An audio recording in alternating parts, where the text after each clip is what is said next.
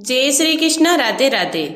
आप सभी का हमारे YouTube चैनल में बहुत बहुत स्वागत है। आइए सुनते हैं शीतला माता की कथा। चैत्र मास के कृष्ण पक्ष की 7वीं और 8वीं तिथि के दिन शीतला माता का पूजन किया जाता है। कहीं पर 7वीं तिथि के दिन तो कहीं पर 8वीं तिथि के दिन। इस दिन विशेष प्रकार से माता शीतला का पूजन किया जाता है तथा ठंडी चीजों माता को अर्पित की जाती हैं। इससे माता अपने भक्तों पर अति प्रसन्न होती हैं। इनकी कृपा से सभी प्रकार के रोग दूर होते हैं तथा आंखों के नेत्र के रोग भी दूर होते हैं। तो आइए सुनते हैं शीतला माता की कथा। तो बोलिए प्रेम से शीतला माता की जय। बहुत समय पहले की बात है। एक सुंदर और समृद्धि नगर था। उस नगर में लोग धन दौलत सुख सुविधा और ऐश्वर्य में डूबे रहते थे, लेकिन धीरे धीरे लोगों के मन से देवी देवताओं के प्रति श्रद्धा कम होने लगी। लोग पूजा पाठ को महत्व नहीं देते थे। कोई भी शीतला माता की आराधना नहीं करता था, जबकि वही देवी संसार को रोगों से बचाने वाली मानी जाती है। माता सब कुछ देख रही थी।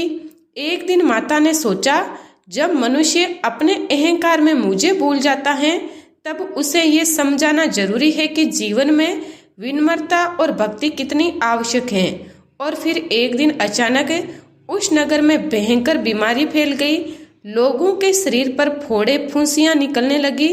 बच्चों को तेज बुखार आने लगे। पूरे नगर में भय और हाहाकार मच गया। हर घर में रोने चीखने की आवाजें आने लगी। वैद और हकीम भी हार मान गए।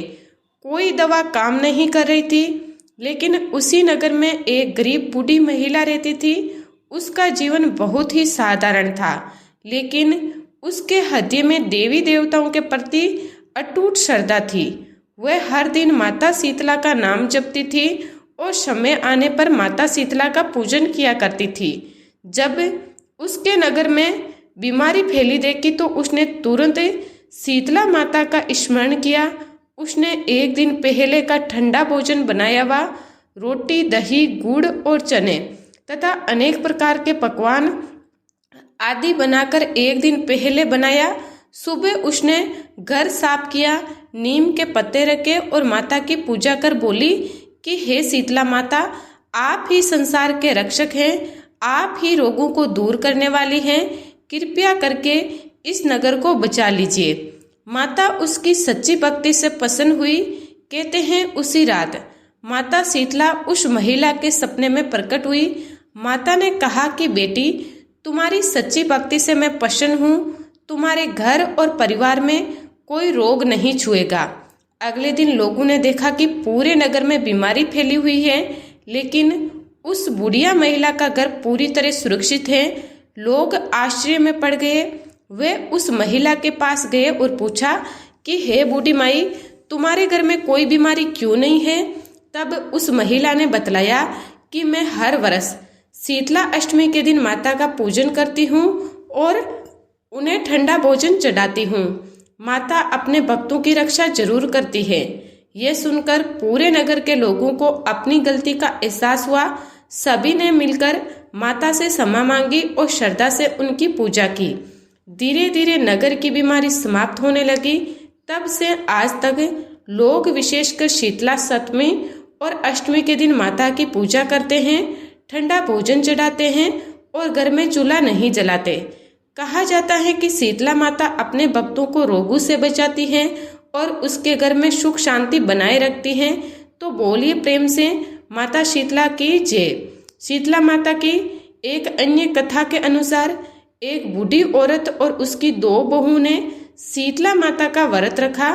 मान्यताओं के मुताबिक अष्टमी के दिन बासी चावल माता शीतला को चढ़ाए हुए खाए जाते हैं, लेकिन दोनों बहुओं ने सुबह ताजा खाना बना लिया, क्योंकि हाल ही में दोनों की संतान हुई थी।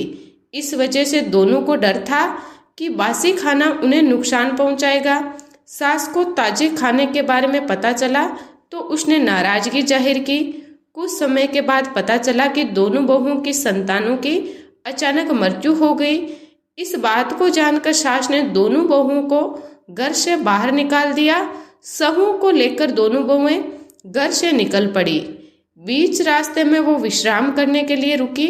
वहां उन दोनों बहुओं ने दो बहनें ओरी और शीतला माता मिली। दोनों ही अपने सिर में जुओं से परेशान थी।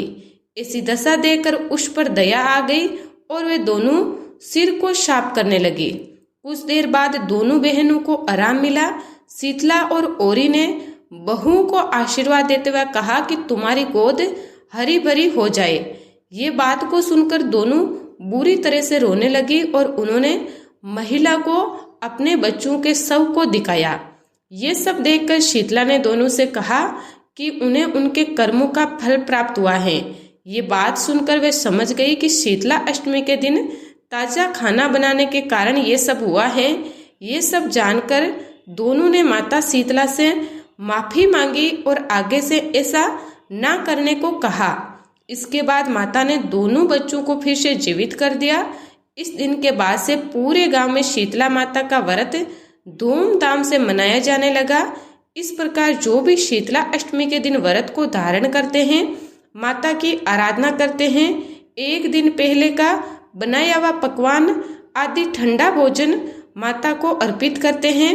इससे माता शीतला अति प्रसन्न होती हैं और रोगों से मुक्ति, स्वास्थ्य लाभ का आशीर्वाद प्रदान करती हैं। दूसरी कथा के अनुसार एक राजा के इकलौते पुत्र को एक बार शीतला यानी कि चेचक निकली। उसी राज्य में एक काशी पुत्र को भी चेचक निकली हुई थी। काशी परिवार बेहद गरीब था पर भगवती का उपवासक था। वह बीमारी के दौरान भी पूजा पाठ के नियमों को अच्छे से निभाता रहा। उसके घर में साफ सफाई का विशेष ध्यान रखा जाता था। विविध रूप से भगवती की पूजा भी होती थी।